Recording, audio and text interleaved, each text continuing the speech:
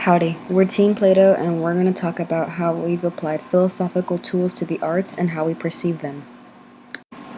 Part of aesthetic theory includes the idea of emotionalism, which states the primary purpose of an artwork is to vividly communicate moods and feelings to the viewer. It's meant to be provoking and emotionally moving. We have included 3 examples of art in which we thought were emotionally moving, and they include shade composition performance art, Frida Kahlo's A Few Small Nips, and Bob Dylan's Masters of War.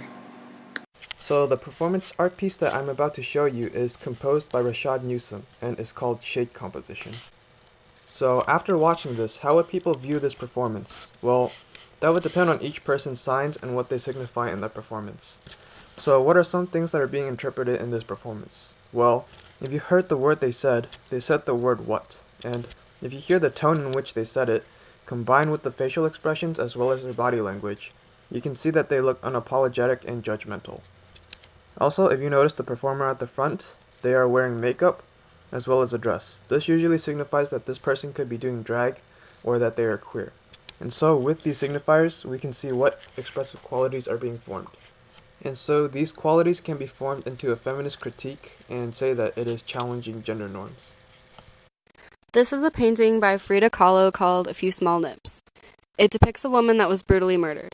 The inspiration for this painting came after her husband had an affair and she saw a news story about a man killing his unfaithful wife and justifying it by saying, "But it was only a few small nips." It is especially emotional because after Frida finished it, she stabbed the frame several times to symbolize her anger. This painting has some ambiguity and meaning. While Frida could have been painting herself in the place of a murderer who stabbed his wife out of anger, she could have also been painting herself in the place of the bloodied and contorted woman to symbolize the pain that Diego caused her inside. I'm going to talk about Bob Dylan's 1963 protest song, Masters of War. In the wake of the tumultuous 60s, Dylan expresses a Foucaultian critique of power against the U.S. government and the military-industrial complex.